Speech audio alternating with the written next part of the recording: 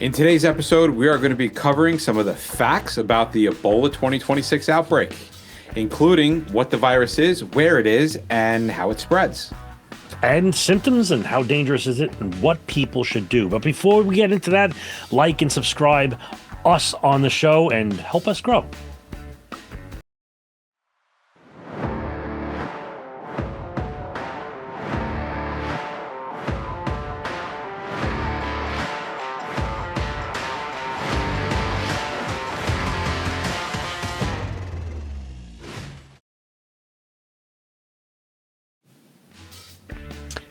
You know what the worst part about arriving at a hazmat scene? Knowing you're going to roll your ankle on boots that are 7 times larger than you normally wear. Yes, that's a tough, but uncertainty. You have no idea what's in the air.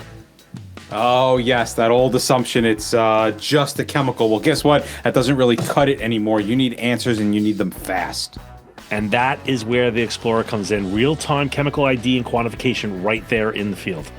Yeah, we're not talking about, oh, I think it's something bad. No. This is going to tell you exactly what's there and exactly how much. So you can set up your zones like an adult and not a rookie guessing where to put the tape.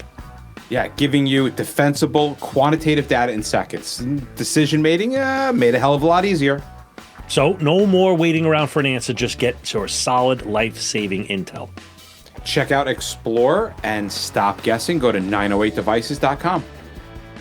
Hey, on a hazmat call, the question is never if radiation matters. It's where you're going to find it.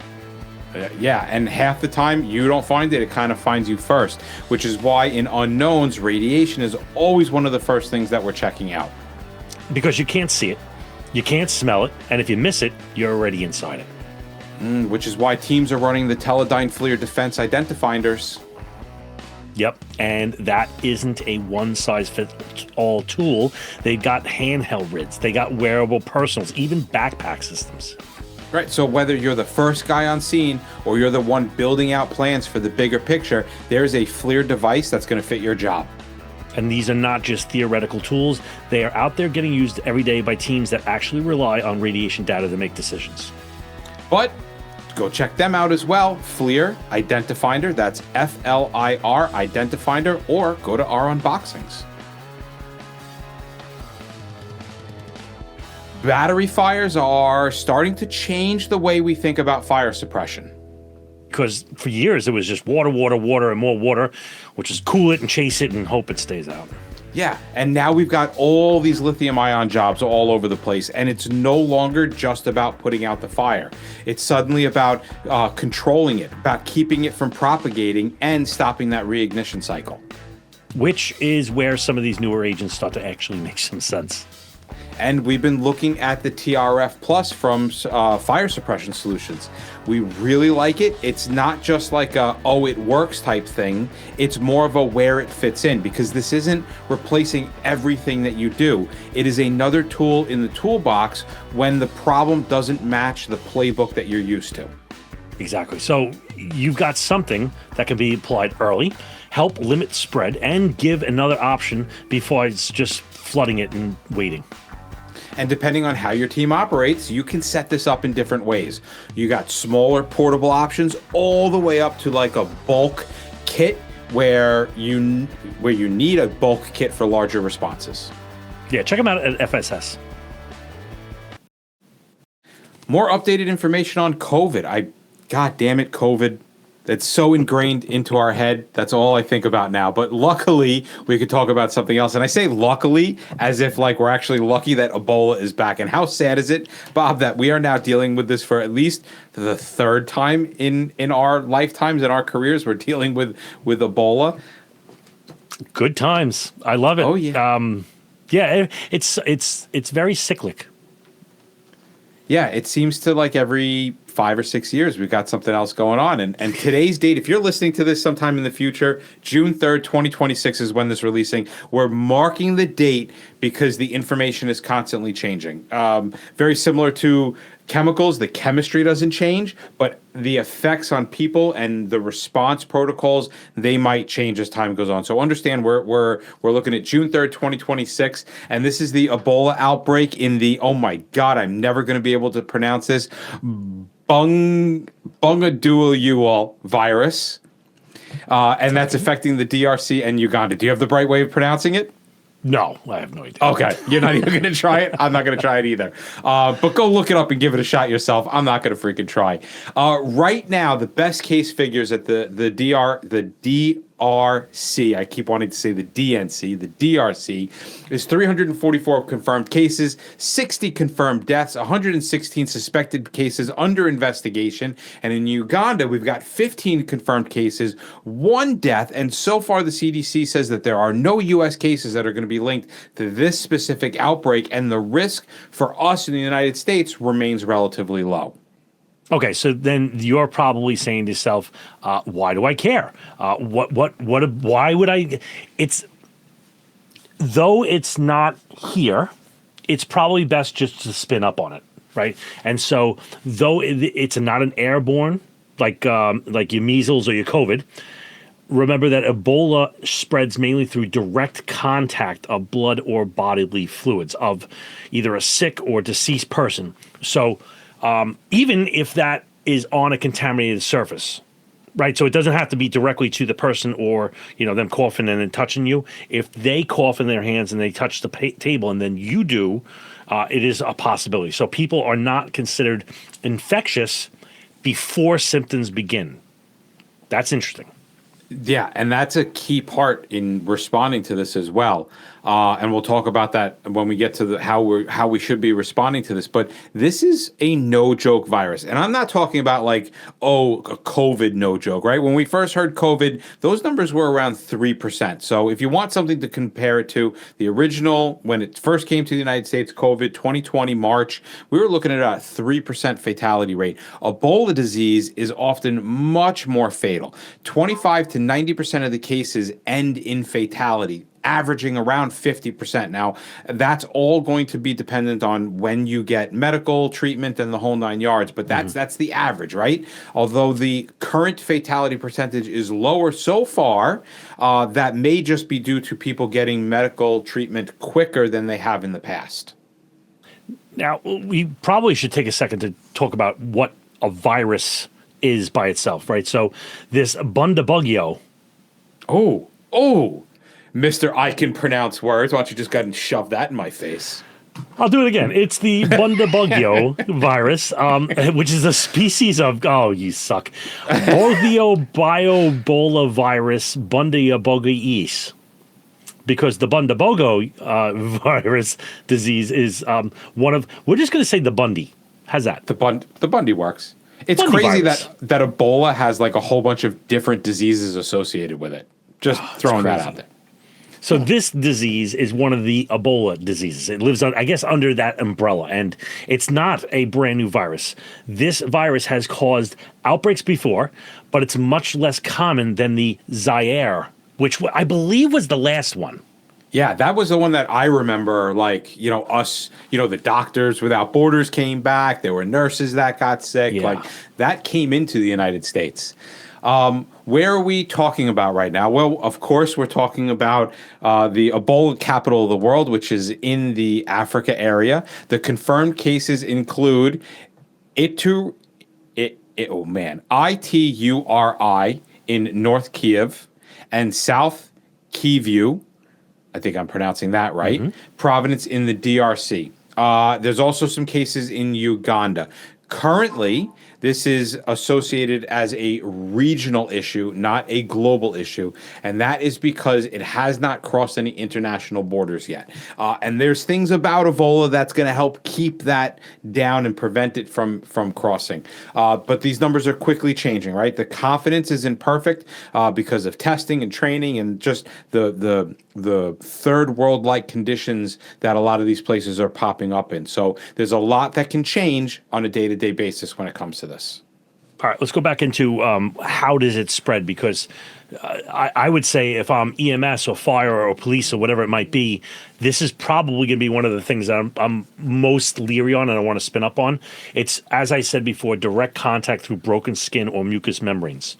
So if you are generally doing your due diligence and putting on your gloves and your body's seen safe, body isolated, that kind of thing, with body fluids or blood, contaminated surfaces, infected, diseased bodies, animals, even bats or non-human primates.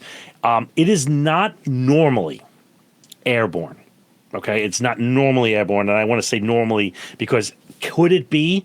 Everything's possible. Okay, so as this evolves, this guidance might change, but your droplet or risk of splash matters during the close care because vomiting, yawning, diarrhea, bleeding, procedures.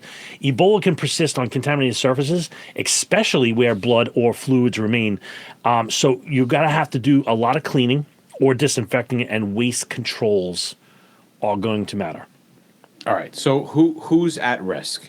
And this is kind of an important one to understand because where you come in contact with the patient gives you an exponential increase of the potential of getting Ebola, meaning that the closer they are to death and even after death, there is an extreme easiness to be able to contract the Ebola from one person versus like, hey, I'm coming in contact with this person and they're not even having symptoms yet. So we want to kind of keep that in context as we start to give the high-risk people. And the high-risk people are going to be household caregivers, healthcare workers, burial workers. That is absolutely huge in these countries because of their burial practices and how they handle the dead, which then brings us to direct contact with sick and deceased patients, right? In these countries, they don't use protection when they're handling the dead, and this is one of those diseases where even long after you're dead, you can still contract just by touching them and then getting contaminated fluids in you.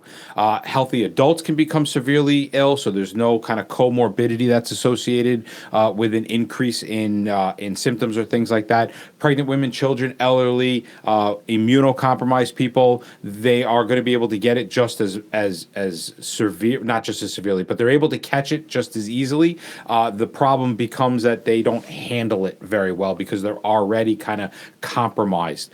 So when we take a look at specific outbreak groups and risk groups, that's who we're going to concentrate on.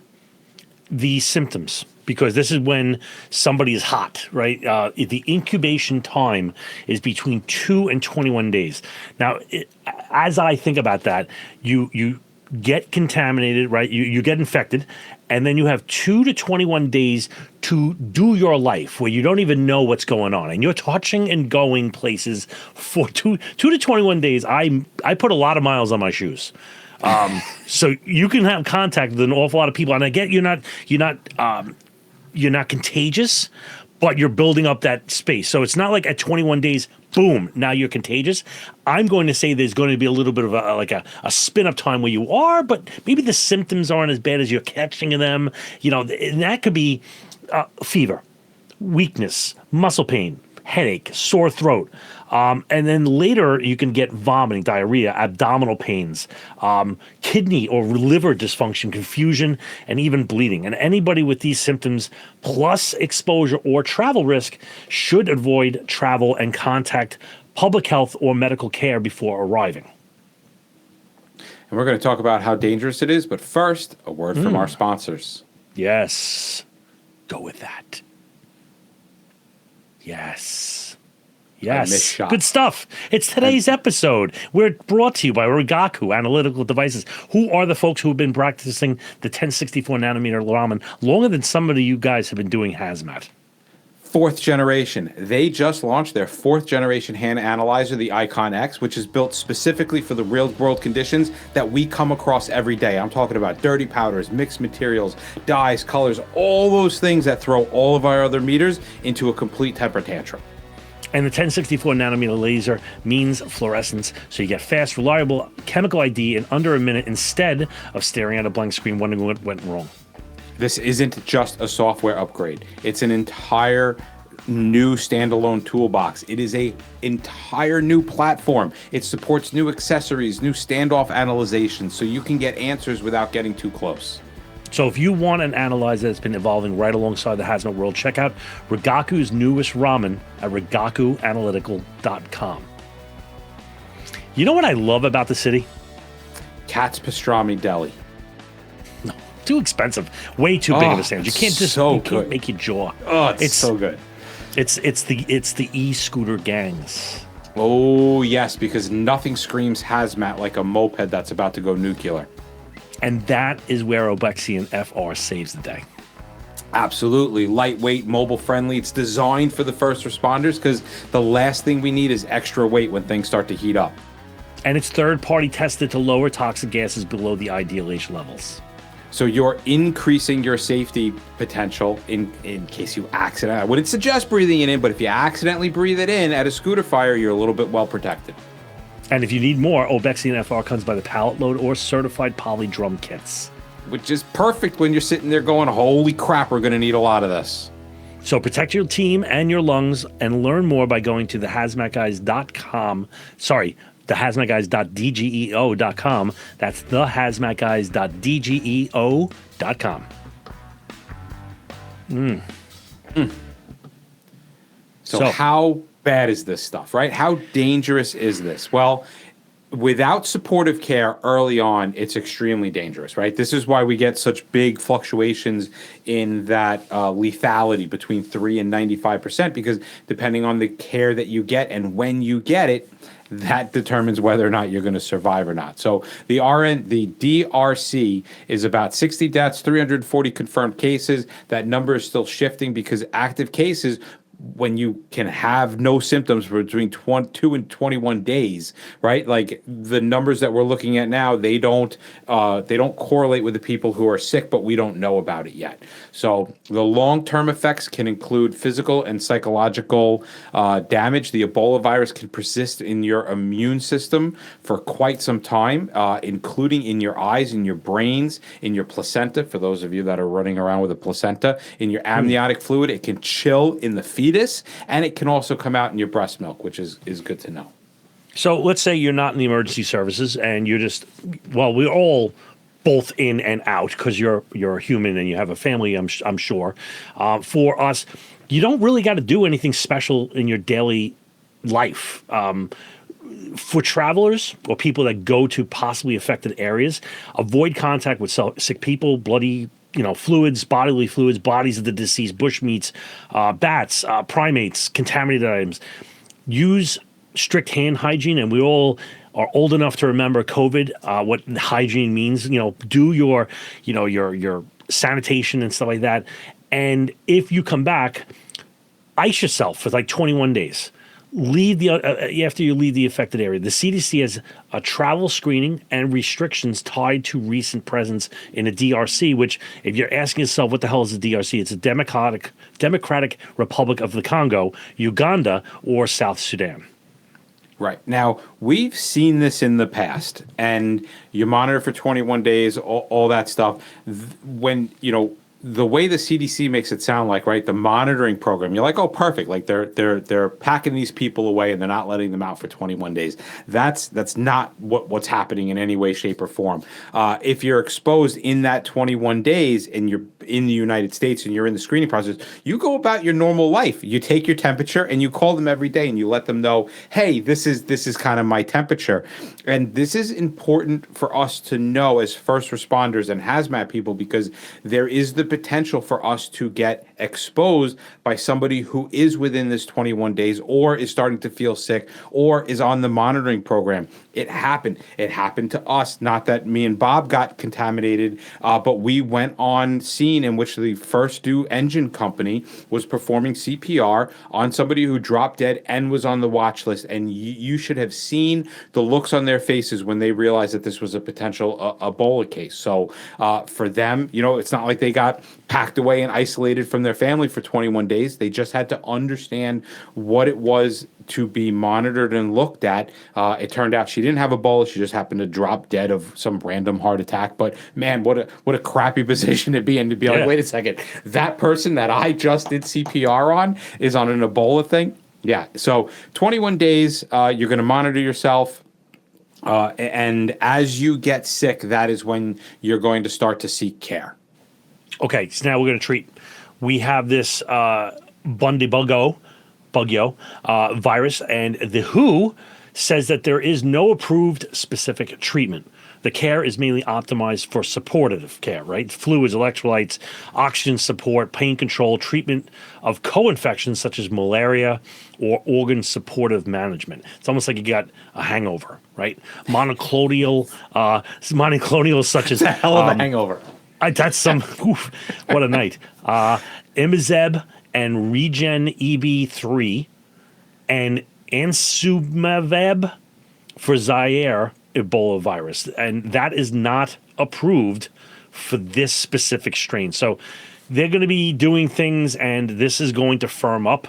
They're just, I think a lot of times in these things they kind of throw stuff at the wall and sees what sticks, and then that's the way they go.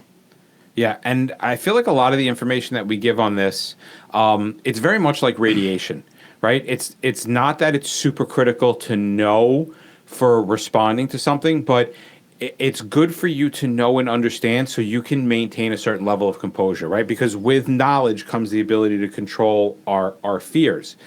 We do the same thing with radiation. We do the same thing with sicknesses, like understanding that, okay, if I get exposed and I get treatment early, which would happen here in the United States, then maybe I can focus more on the patient and less on fear for myself. And we could just go out and get a vaccine for this, right? Like we just, they're going to have one up soon. No approved vaccine for Ebola virus in any way, shape, or form. There is a licensed Ebola virus that exists for the Zaire Ebola virus, but there is nothing yet for this specific outbreak. So if you're a vaccine person, well, you're just going to have to sit this one out for a little bit. Now, as far as the hospitals, if you have affected area symptoms and under pressure for insecurity, limited testing, supply problems, whatever, tracing gaps, community mistrust, I don't find current evidence of hospitals that are universally overwhelmed. But WHO partners are scaling up the clinical preparedness and supplies and infection control and contact tracing. Yeah, and I even think that they are, right now, they're building hospitals for U.S. citizens that are helping out overseas so that they don't come into the United States. So they can get the U.S. type style support and healthcare without actually entering the country, which happened last year, not last year, but the last outbreak. There were people that made it back to the United States and then ended up getting sick. The one person that wasn't able to get support in time, he ended up dying, but a doctor and I believe 2 nurses both got treatment early, and both were absolutely fine. So what is being done about this? Well, with the normal virus outbreak things, right? Response includes surveillance testing. They're doing the contact tracing, case isolations, treatments, the burials. That is how they get a lot of this stuff under control, is by trying to get ahead of the burials where they're not handling the dead. Many of these countries, they take the internal organs out by hand before burial, and that's where we're seeing a lot of cross-contamination and infection happening. So it's really just trying to change their culture and stop the Ebola virus from getting from dead person to some kind of a worker. They're isolating the borders, travel screenings, and researching on potential candidates for vaccines and therapeutic conditions. Yeah, so let's just wrap this one up with what we know. What we suspected one is totally unknown. What we know, the Bundibugyo virus is causing Ebola disease in the DRC and Uganda. It spreads by direct contact with infection fluids, and symptomatic people are the transmission concern. What we suspect, that true case counts may be higher than confirmed because surveillance and contact tracing is incomplete. And what is completely unknown, the exact outbreak size. How many suspected deaths are truly Ebola, right? The effectiveness of our countermeasures, and how quickly contact tracing can catch up.